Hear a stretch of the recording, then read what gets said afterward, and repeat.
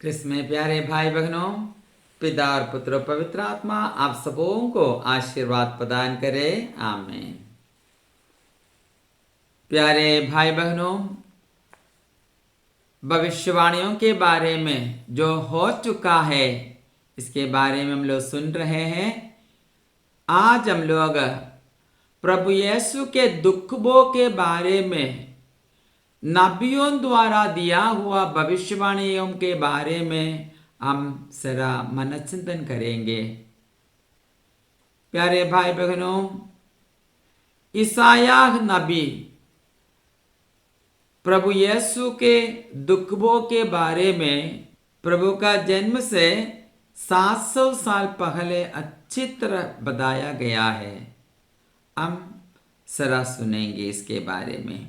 ईसायाह नबी का ग्रंथ अध्याय 53 में हम लोग पढ़ते हैं प्रभु यीशु का दुखों के बारे में। 3 वचन, वह मनुष्यों द्वारा निंदित और तिरस्कृत था, शोक का मारा और अत्यंत दुखी था। लोग जिन्हें देखकर मुख फेर लेते हैं, उनकी तरह ही वह तिरस्कृत और तुच्छ समझा जाता था। प्रभु यीशु के दुखों के बारे में हम मनचिंतन करते समय ये सत्य समझ सकते, सब ऐसे ही हुआ है। प्रभु यीशु से कितने सारे लोगों को मानसिक, शारीरिक, आत्मिक फायदा मिला, लेकिन ये फायदाएं स्वीकार किए हुए लोगों में से बहुत लोग प्रभु का शत्रु बन गया, विरुद्ध हो गया। परंतु वह हमारे ही रोगों को अपने ऊपर लेता था और हमारे ही दुखों से लदा हुआ था, और हम उसे दंडित, ईश्वर का मारा हुआ और तिरस्कृत समझते थे। कितना सत्य है प्यारे भाई बहनों। नबी प्रभु यीशु के बारे में अच्छी तरह बताया गया है। हमारे रोगों, हमारे पापों प्रभु अपने ऊपर ले लिया, और हमारे सारे पापों के बदले पश्चाताप का एक बलि कलवारी पहाड़ पर भयानक तरीके से क्रूस पर 3 घंटे टंगे हुए, सारे दर्द कष्ट क्लेश सहन करते हुए हमारे लिए मरा। उस समय से सारे मानव जाति को रक्षा प्राप्त होता है। जो लोग चाहता है रक्षा प्राप्त करने के लिए, सबके लिए दरवाजा खुला है। लेकिन प्रभु यीशु ही है वह दरवाजा। प्रभु यीशु द्वारा ही प्यारे भाई बहनों रक्षा होता है। हमारे पापों के कारण वह छेदित किया गया है, हमारे कुकर्मों के कारण वह कुचल दिया गया है। जो दंड वह भोगता था, उसके द्वारा हमें शांति मिली है, और उसके घावों द्वारा हम भले चंगे हो गए। देखो कितना सत्य है। वह अपने पर किया हुआ अत्याचार धैर्य से सहता गया और चुप रहा। साधारण तरीके से प्यारे भाई बहनों, क्रूस का सजा सबसे ज्यादा पाप करने वाले लोगों को मिलता था। बलात्कार, हत्या, हर प्रकार का बुराई करने वाले लोगों, रोमन साम्राज्य शुरू किया था ये सजा। उन लोगों का लक्ष्य ही था ये लोगों का सजा देखते हुए अन्य सारे लोग डरने का है। इसी प्रकार का लोगों को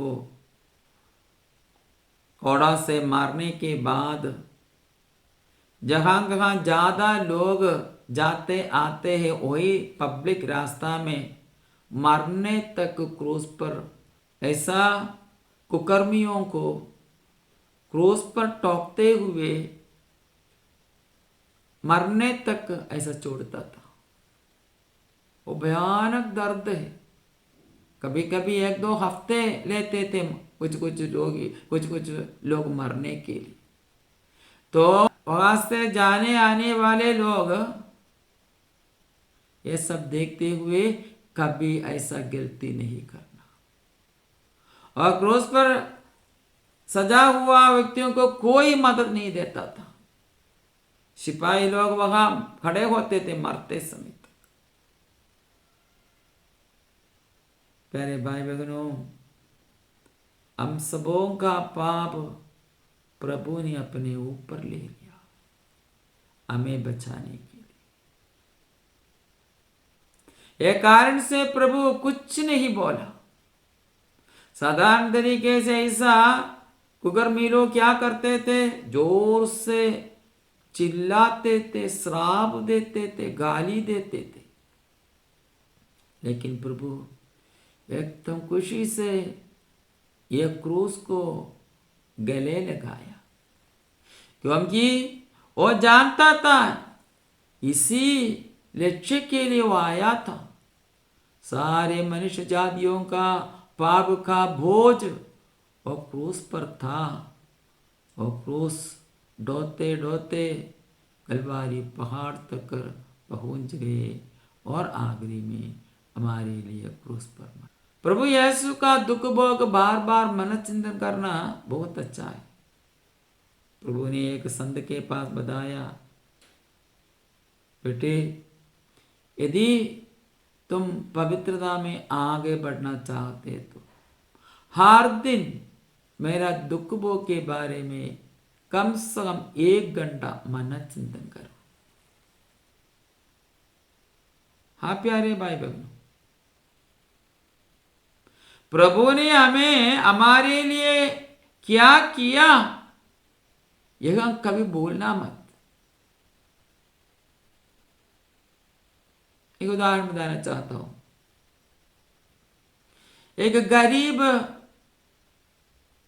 एक मां के बेटा और एक बड़ा अमीर व्यक्ति का बेटा,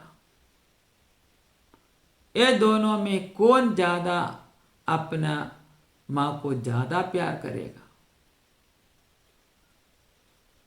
गरीब बेटा देखते हैं मेरे माँ कितना तकलीफ उठाता है, सुबह से शाम तक काम करते हैं, काम करने के लिए जाते हैं और वापस आकर घर के सारे कार्य करता है मेरे लिए। लेकिन अमीर व्यक्ति के बेटा को वहां ज्यादा बहुत सारे दास दासियों में केवल उन्हें एक आज्ञा देने का है, ऐसा करो वैसा करो, सब करता है दास दासियों। इसमें से बहुत फर्क होता है। यह बेटा अपने मां के परिश्रम, त्याग, कष्ट, क्लेश देखते देखते बढ़ते समय और बेटा को जरूर मां की ओर से ज्यादा प्यार होगा। यह कारण से बता रहे हैं प्रभु ने हमें कैसे बचाया है ये पापों से, ये कभी हम नहीं बोलने का है। अभी प्यारे भाई बहनों, 1000 सालों पहले प्रभु यीशु के जन्म के 1000 सालों पहले दाऊद राजा द्वारा भी पवित्र आत्मा ये मुक्तिदाता के बारे में बताया गया है। उनके दुख भोग, उनके क्रूस मरण के बारे में स्तोत्र ग्रंथ अध्याय 22 में हम लोग पढ़ते हैं, मेरे ईश्वर तूने मुझे क्यों त्याग दिया। क्रूस पर मरते समय प्रभु ने ईश्वर की ओर से देखते हुए प्रार्थना किया, मेरे ईश्वर क्यों तुम मुझे त्याग दिया। देखो 1000 सालों पहले दाऊद राजा ने देखा है आत्मा से, पवित्र आत्मा से भरकर, और उसने लिखा है, पवित्र आत्मा द्वारा लिखा हुआ है 13वां पद संख्या 13वां से आगे, बहुत से सांड मेरे चारों ओर खड़े हैं, बाशान प्रदेश से सांड मुझे घेर रहे हैं, वे भूखे और गर्जते सिंह की तरह मुझे फाड़ खाने के लिए खड़े हैं। प्रभु यीशु को मारने के लिए, पीटने के लिए, पत्थर मारने के लिए, थूकने के लिए चारों तरफ लोग थे। इसके बारे में बताया है, मैं पानी की तरह बह गया, मेरी सब घटिया जोड़ से उगड़ गई है, मेरा हृदय मोम की तरह मेरे सीने में पिघल रहा है। कितना भयानक है। बस्तरवार अर्धरात्रि प्रभु का गिरफ्तार हुआ, उस समय से मारपीट मारपीट मारपीट।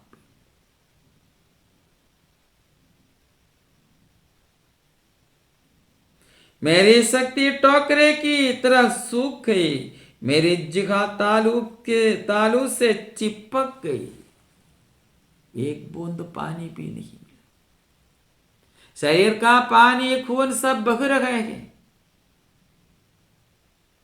कि नदी जैसे पानी पीने के लिए प्यासा है। कहते हैं मेरी जिघा तालू से चिपक गई, वे मेरे हाथ पैर छेद रहे हैं। देखो उस समय दाऊद राजा के समय इतना बड़ा सजा नहीं था, लेकिन पवित्र आत्मा बता रहे हैं आने वाले मुक्तिदाता किस प्रकार मनुष्य जातियों को बचाएगा, किस प्रकार का बलि द्वारा। मैं अपनी एक एक हड्डी गिन सकता हूं, वे मुझे देखते और घूरते रहते हैं, वे मेरे वस्त्र आपस में बांटते और मेरे कुर्ते पर चिट्ठी डालते हैं। कितना सत्य हो, ऐसे ही हुआ। आकाश पृथ्वी टल जाएगा तो टल जाएगा, लेकिन मेरा शब्द कभी टल नहीं सकता।